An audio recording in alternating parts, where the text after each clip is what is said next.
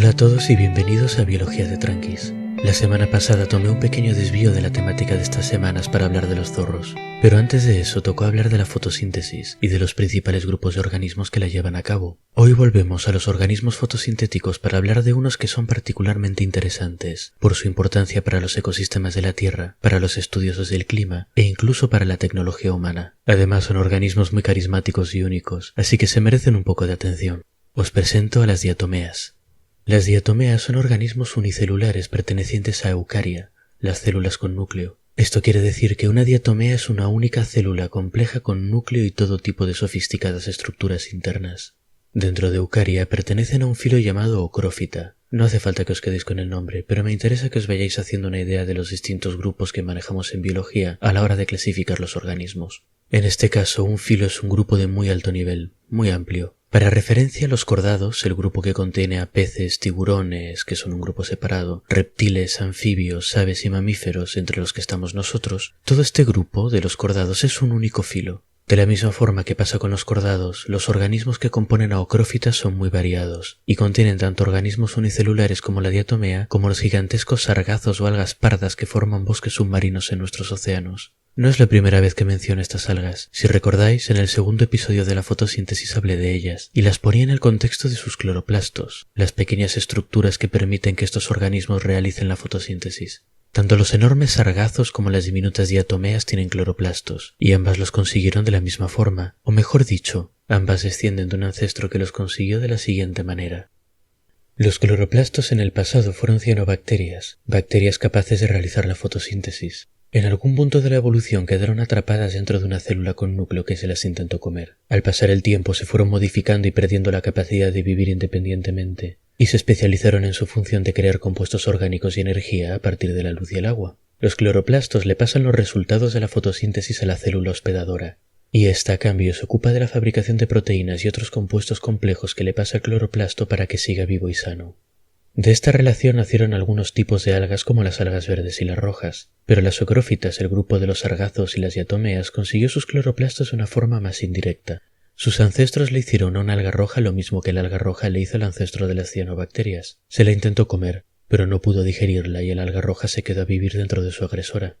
Lo cierto es que en el caso de las diatomeas, algas pardas como sargazos y familiares, es peor todavía, porque solo quieren al alga roja por sus cloroplastos, así que lo único que queda de la víctima es una membrana adicional. Esto quiere decir que los cloroplastos en diatomeas y familiares tienen 4 membranas, una de la cianobacteria original, otra en la cual el alga roja la envolvió para intentar comérsela, una tercera del alga roja, y una cuarta que el ancestro de las diatomeas usó para envolver al alga roja e intentar comérsela. Este tipo de cloroplasto es una de las cosas que nos hace clasificar juntos organismos tan dispares como un sargazo y una diatomea. Y dentro de este enorme grupo las diatomeas forman su única clase, una clasificación al mismo nivel que la de los mamíferos. Esto es para que quede bien claro que cuando hablamos de diatomeas no estamos hablando de una criatura específica como un pingüino o un pulpo, sino que es mejor verlas como un tipo amplio y variado de organismos que comparten una organización general.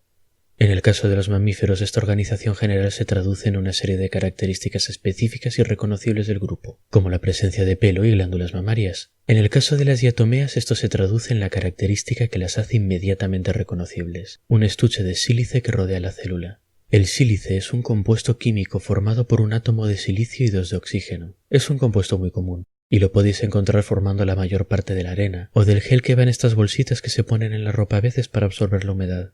Notablemente, el sílice es el componente principal del vidrio y el cristal, una de las invenciones humanas más comunes, solo que no las inventamos nosotros, sino las diatomeas. La envoltura que contiene las diatomeas es esencialmente una cajita de cristal que las protege de las condiciones externas, y una de las maravillas de la naturaleza. Esto es porque, como comentábamos antes, las diatomeas son un grupo bastante grande, y la forma de las cajitas de cristal varía muchísimo entre las distintas especies. Estas cajitas se llaman frústulas, por si estáis interesados en el nombre técnico, y las hay redondas, alargadas, triangulares, en forma de cruz e incluso espirales. Os voy a dejar un enlace a una foto con unas cuantas en la descripción, pero es mejor que si os da curiosidad busquéis vosotros mismos diatomeas en internet y veáis las imágenes, porque son muy variadas y solo con una imagen no les va a hacer justicia.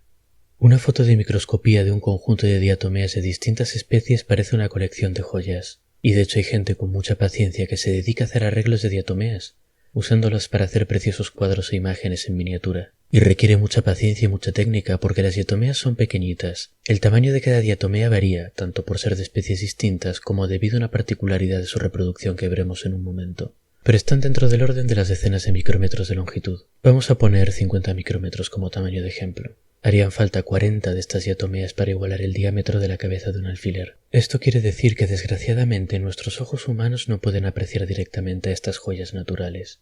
Por suerte tenemos microscopios.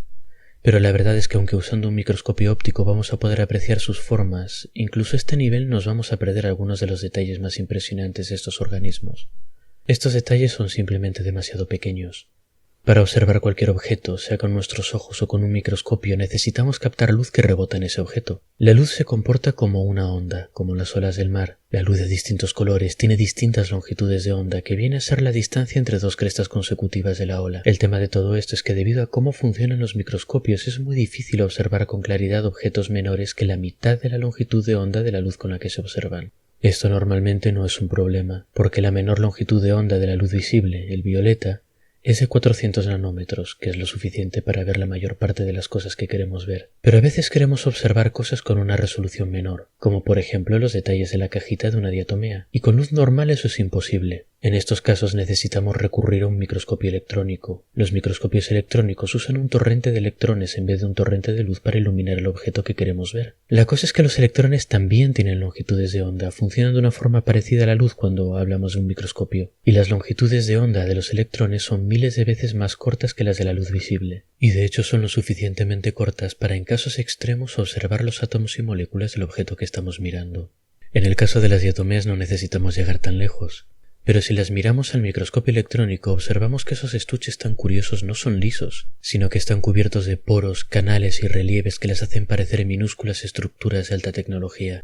Y como suele pasar con la vida no es por capricho. Hay que tener en cuenta que el estuche de una diatomea es lo que la separa del exterior, y por tanto no puede ser completamente hermético. Hay cosas como nutrientes que necesitan entrar en la célula, y hay cosas como residuos que deben salir. Las porosidades de diversos tamaños mantienen un contacto esencial con el mundo exterior a la vez que permiten que la diatomea siga bien cómoda y protegida en el interior de su cajita de cristal. Si la miramos con cuidado, además, esta cajita no está compuesta de una única pieza, sino de dos. Una de las piezas es más grande que la otra, y por convención se llama pieza superior a la grande y pieza inferior a la pequeña.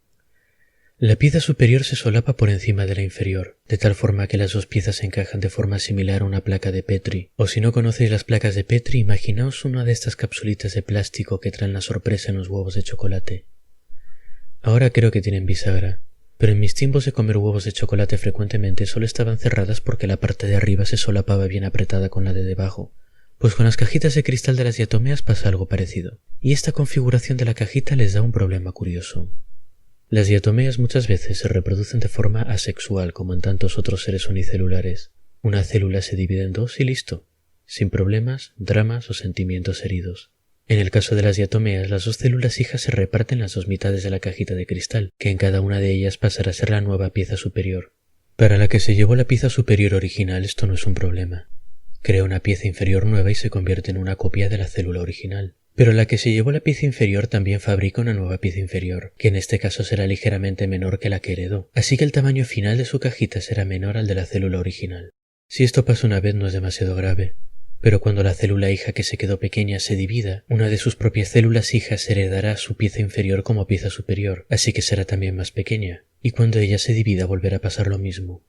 Esto no es sostenible. En algún punto la cajita de cristal empieza a ser demasiado pequeña como para que quepa dentro una célula de tamaño funcional. Pero tranquilos, porque está todo bajo control.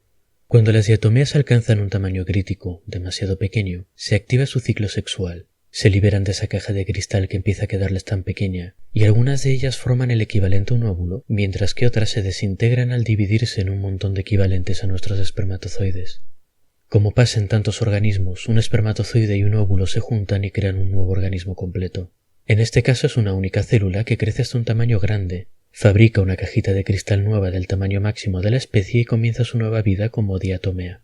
Bueno, hay complicaciones. En algunos tipos de diatomea no hay óvulos y espermatozoides, sino que las células sexuales que los biólogos llamamos gametos son iguales el uno al otro y se fusionan de una forma más igualitaria, pero el resultado es el mismo. una nueva diatomea con su caja tamaño grande, que comenzará de nuevo el ciclo de dividirse y dar lugar a células hijas progresivamente más pequeñas, que en su momento tendrán que volverse sexuales de nuevo. Así es la vida. Pero aquí estoy hablando muy a la ligera de la construcción de diminutas cajitas de cristal con sus intrincados patrones de poros, ranuras y relieves. Esto no es fácil. El caso de la primera caja que crea la célula resultado de la reproducción sexual es uno muy extremo. Está creando las dos piezas de una caja que la va a contener, las está sacando a través de su membrana al exterior y las está encajando para formar la estructura completa.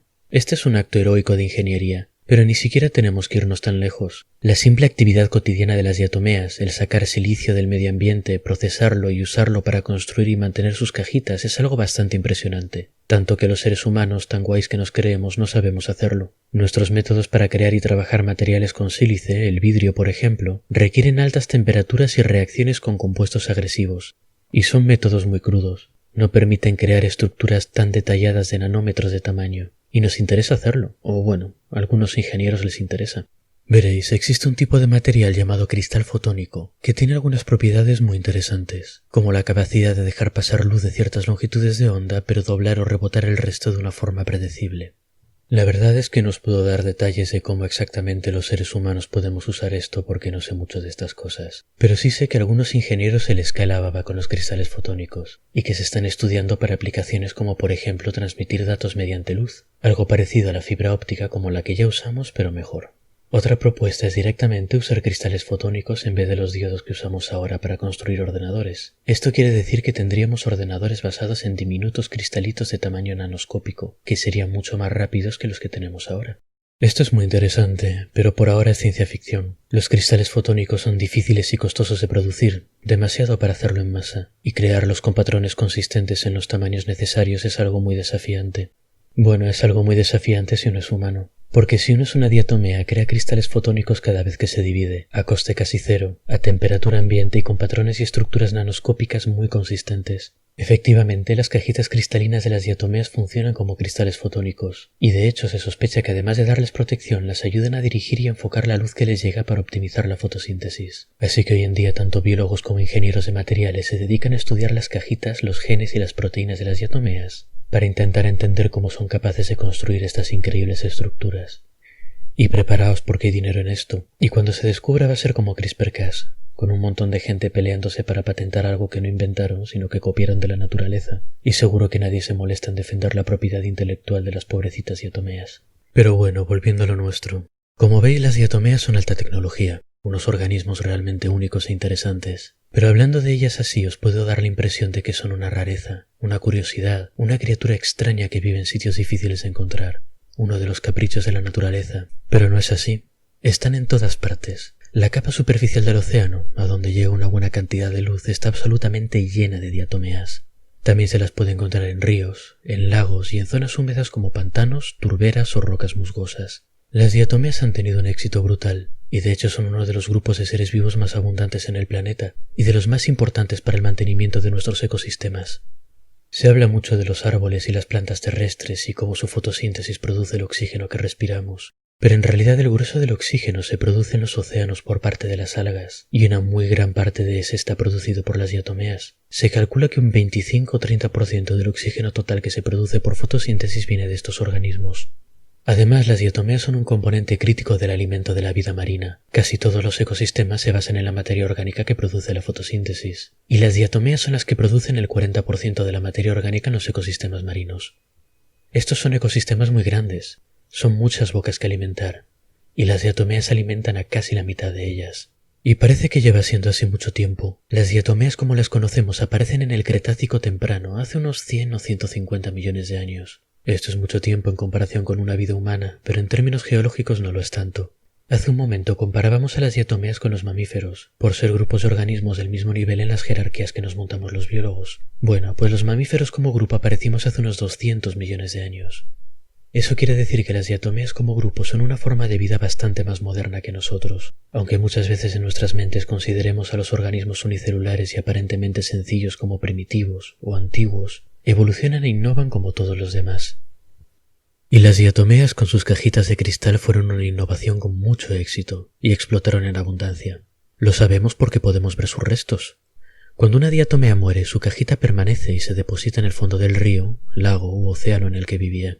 Estas cajitas no se descomponen, a veces se disuelven o se deterioran, pero muchas veces se conservan casi de forma indefinida. Ahora he pensado un momento en las diatomeas, reproduciéndose en número suficiente como para formar el 40% de la producción de materia orgánica en un ecosistema marino, muriéndose y depositándose. Una diatomea individual es muy pequeña, pero estamos hablando de una cantidad abrumadora de ellas dejando atrás sus cajitas, tantas que en muchos lugares del mundo han formado sus propios depósitos geológicos. La diatomita o tierra de diatomeas es un tipo de roca formada por los restos de frústulas de diatomeas acumuladas durante millones de años, en lugares que antes eran fondos de lagos, ríos o mares. Esto es una piedra, relativamente blanda, pero una piedra al fin y al cabo. Y si la miramos al microscopio electrónico todavía podemos ver e identificar los restos de cajas de cristal de algunas pobres diatomeas que vivieron sus humildes vidas hace decenas de millones de años. Esto es muy útil, por ejemplo, para los científicos que estudian el clima en épocas pasadas. Como dijimos antes, las diatomeas son un grupo diverso con muchas especies. Algunas de estas especies están mejor adaptadas a distintas variables medioambientales como temperatura, salinidad o acidez del agua, y son reconocibles por la forma particular de su cajita, así que nos dan una idea del tipo de condiciones que existían en el tiempo en el que vivieron. Pero la diatomita no solo tiene usos científicos, de hecho tiene muchos usos prácticos. Uno de los más famosos se lo dio Alfred Nobel, el señor de los premios Nobel. Nobel descubrió que si uno mezclaba nitroglicerina con diatomita, el resultado era un compuesto más estable que tendía a explotarte menos en las manos, lo cual es muy buena cosa. El resultado fue la dinamita. El polvo de diatomita es también muy bueno a la hora de absorber agua, y se usa como insecticida, porque se pega al caparazón de los insectos y los deshidrata, pobrecitos. Además, este polvo es abrasivo, así que se usa en productos como por ejemplo algunas pastas de dientes. Pero el uso más extendido con diferencia es como material de filtro. La granularidad y porosidad del polvo de diatomita lo convierte en un material absorbente y muy útil para esta función, y de hecho se usa para filtrar aguas residuales como parte de su tratamiento. Más importante todavía, se usa también como filtro en el proceso de elaboración de vino y cerveza. La diatomita, al igual que las diatomeas, está en todas partes. Así que la próxima vez que disfrutéis una excursión al lago, miréis el mar, os toméis una cerveza en una terraza o respiréis oxígeno, dedicadles un pensamiento a las diatomeas. Esas diminutas joyas flotantes, esas pequeñísimas maestras de la nanoingeniería que durante los últimos 100 millones de años se han convertido, así como quien no quiere la cosa, en uno de los grupos de organismos más ubicuos e importantes sobre nuestro planeta. La semana que viene vuelven las divagaciones de Tranquis. Tengo ganas de divagar un poco, pero todavía no sé muy bien sobre qué. Lo averiguaremos juntos y espero que sea entretenido. Hasta entonces pues, y espero que hayáis disfrutado el episodio.